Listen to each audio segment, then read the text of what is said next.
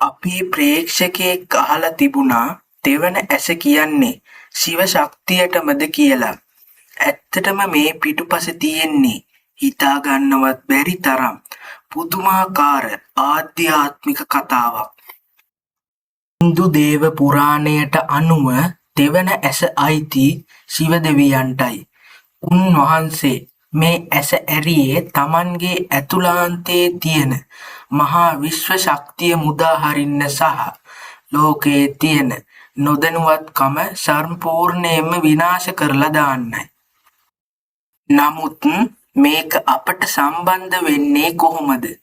ආධ්‍යාත්මික විද්‍යාවට අනුව ශිව දෙවියන්ගේ මේ දෙවැනි ඇසෙන් සංකේතවත් කරන්නේ හැම මිනිස්සෙක් ඇතුළෙම තියෙන ආඥා චක්‍රයයි.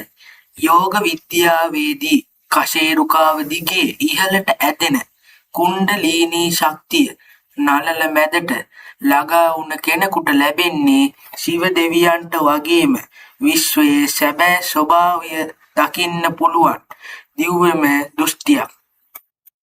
ඒ නිසා තෙවන ඇස කියන්නේ කෙලින්ම ශිව ශක්තියේ සහ උසස්ම ආධ්‍යාත්මික පිපිදීමේ සංකේතයටයි.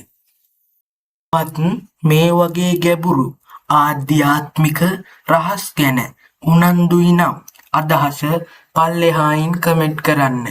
මේ වගේ වීඩියෝ දිගටම බලන්න අපේ channel එක subscribe කරලා page එක follow කරන්නත් අමතක කරන්න එපා.